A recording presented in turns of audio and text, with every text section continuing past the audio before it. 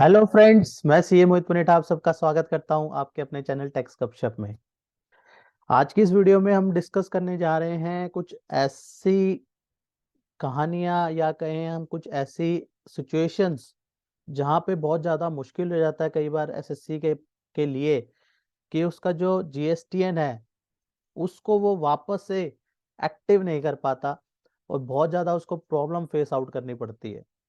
एक केस में ऐसा देखा गया, ये बिल्कुल रियलिस्टिक मैं आपको बात बता रहा हूँ कि उस एसएससी ने अप्रैल 2022 में काम शुरू करने के लिए जीएसटीएन, उसने सर्विस प्रोवाइडर था, उसने जीएसटीएन अप्लाई किया। मई में उसका जीएसटीएन आया। उसके बाद उसका जो है विजिट हुई। उस विजिट के दौरान उसने जस्ट शुरू ही किया था, राइट।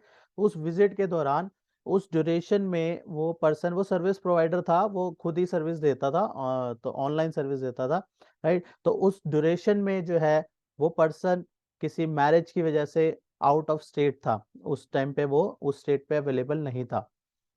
उसने इंस्पेक्टर का फोन आया, इंस्पेक्टर ने उसको कहा कि हम विजिट के लिए आए हैं, तो उसने पूरा रीजन बताया। उसने अपनी लोकेशन शेयर करी, लाइव लोकेशन दिखाई। उसने कार्ड दिखाया, वो मैरिज अटेंड करने के लिए गया था, उसका कार्ड दिखाया उसने कि सर मैं इस तारीख को रिटर्न आ जाऊंगा, उसके बाद आप कभी भी जो है आ जाइए, कोई इशू नहीं है, सारी चीजें आपको वहां पे मिलेंगी, but for the time being मैं अवेलेबल नहीं हूँ। इंस्पेक्टर ने ओके किया, कहा कोई बात नहीं, मैं बाद में आता हूँ। जब वो लौटा तो देखा जीएसटीएन सस्पेंडेड। ये तो एक इस तरीके का जेन्युइन केस। उसके बाद वो सस्पेंडेड रहा, बहुत टाइम तक रहा। उसको बहुत टाइम तक वो कोशिश करता रहा एसएससी कि वो उसको रिवोक करा पाए उससे, बट नहीं हुआ। एट लास्ट उसका उसका कैंसिलेशन ऑर्डर, और वो फिर जीएसटीएन उसको फिर बाद में नया उसने जो है कहीं ना कहीं अपनी कहानी दोबारा से शुरू करी। इतने टाइम तक वो फेस आउट करता रहा। ये तो जस्ट एक एग्जाम्पल मैं दे रहा हूँ, ऐसे बहुत सारी चीजें हैं, राइट। इसी तरह के कुछ एग्जाम्पल आते हैं जहाँ पे रिटर्न फाइलिंग नहीं करते, वहां पे सस्पेंड हो जाता है। वो तो चलो एक कहीं ना कहीं एसएससी भी गलतियां कर रहा है, लेकिन कुछ जेन्युइन टैक्स पेयर भी वहां पे फंस जाते हैं। तो इसको सिचुएशंस को, इसमें जो है इस तरीके की सिचुएशन में जहाँ एसएससी फंस जाता है, इनमें अब कुछ रियायत हम देखते हैं कि कुछ सिचुएशन में एक एडवाइजरी के थ्रू जो है हम 16 जनवरी को इशू करा, जिसके वजह से अब कई टैक्स पेयर को जो है उसका फायदा होगा। वो सस्पेंडेड जीएसटीएन जो है वहां पे फिर वो उसको डिपार्टमेंट की परेशानी उसको नहीं फेस आउट करनी पड़ेगी, उसको बैठे ही घर बैठे ही वो ऑनलाइन जो है अपना दोबारा से नंबर जो है एक्टिव करा पाएगा। तो आइए मैं शेयर करता हूं आपके साथ कि किस तरीके से वो फैसिलिटी को यूज करके अपना सस्पेंडेड जीएसटीएन को वो दोबारा से एक्टिव करा पाएगा। तो इसके लिए हम चलते हैं पोर्टल पे, जीएसटी पोर्टल पे, और वहां देखते हैं कि किस तरीके से अब ये जो नई एडवाइजरी इशू करी गई है वो क्या कहती है इसके बारे में। तो ये advisory on the facility of initiating drop proceeding, right. ये फैसिलिटी जो है डाली गई है किस केस में? सस्पेंडेड जीएसटीएन के केस में। लेकिन सस्पेंडेड भी कौन सा? Due to non filing of return. जो मैंने आपको केस बताया वो नॉन फाइलिंग ऑफ रिटर्न नहीं था, वहां पे विजिट करी गई थी, और विजिट की वजह से, विजिट पे की वजह से उन्होंने जो है वहां पे प्रेमिसेस उनको लॉक मिला, उन्होंने जो है कैंसिल कर दिया। लेकिन ये वाला जो मैं बात बता रहा हूँ, ये कौन से केस में हम उसको एक्सरसाइज कर सकते हैं? Due to non filing of return के केस में एक्सरसाइज होगा, अदरवाइज नहीं होगा। ठीक है ना, इसको ध्यान में रखना है, ये नहीं कि हम हर केस में इसको यूज करें। इसको 16 जनवरी 2023 को ये एडवाइजरी क्या कहती है? ये एडवाइजरी इसको देखते हैं। Recently a functionality of the automated drop proceeding has of GSTN suspended. Suspended कब होगा?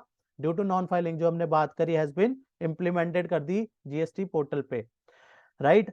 This functionality is available for the tax pair who have filed the pending return. कब तक की? जैसे हमें पता है 6 महीने की रिटर्न पेंडिंग होती है, वहां पे जो है हमारा जीएसटीएन सस्पेंडेड हो सकता है, या फिर 2 क्वार्टर का कम, अगर हमने अगर क्यूआरएमपी लिए तो 2 क्वार्टर, अदरवाइज फिर 6 मंथ की रिटर्न। तो यहाँ पे अगर उस वजह से जीएसटीएन हमारा सस्पेंड हुआ है, तो इस प्रोसीजर को यूज करके हम अब उसको रिवाइव कर सकते हैं। तो करना क्या? If such tax payer have filed all their pending return, क्या करना होगा? हम मान लो ये केस हो गया, ठीक है।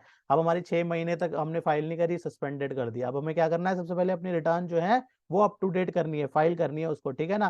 फाइल करेंगे फिर the system will automatically drop the proceeding, अपने आप ड्रॉप हो जाएंगी और रिवोक सस्पेंशन। उसके बाद हमें क्या करना है, अगर नॉट ऑटोमेटिकली टर्न एक्टिव, अगर नहीं होता, अगर फिर भी वो एक्टिव नहीं दिखा रहा, तो क्या करना है टैक्स पेयर को, उस केस में क्या करना है, वहां पे उसको एक प्रोसीजर फॉलो करना है, उसको लॉग इन करना है जीएसटी पोर्टल पे, राइट। सर्विसेज टैब पे जाना है, उसके बाद यूजर सर्विसेज में जाना है। यूजर सर्विसेज के अंदर जो हमें हमारा ये वाला होता है ना, view notices and order, view notices and order मिलता है, उसके अंदर ऐड कर दिया गया है इनिशिएट ड्रॉप प्रोसीडिंग, ठीक है ना। इनिशिएट ड्रॉप प्रोसीडिंग यहाँ पे मिल जाएगा, उसी केस में मिलेगा जहां पे इस तरीके का केस है, 6 महीने तक का जो है रिटर्न पेंडिंग थी, वहां पे उस केस में वहां पे वो दिखेगा, और उसमें इस फंक्शनैलिटी को यूज करके इनिशिएट ड्रॉप प्रोसीडिंग में हम जो है अपना उसका यूज करके जो है हम उसको स्टेटस को एक्टिव करवा सकते हैं, right. This functionality is applicable to the tax payer who GSTN is suspended after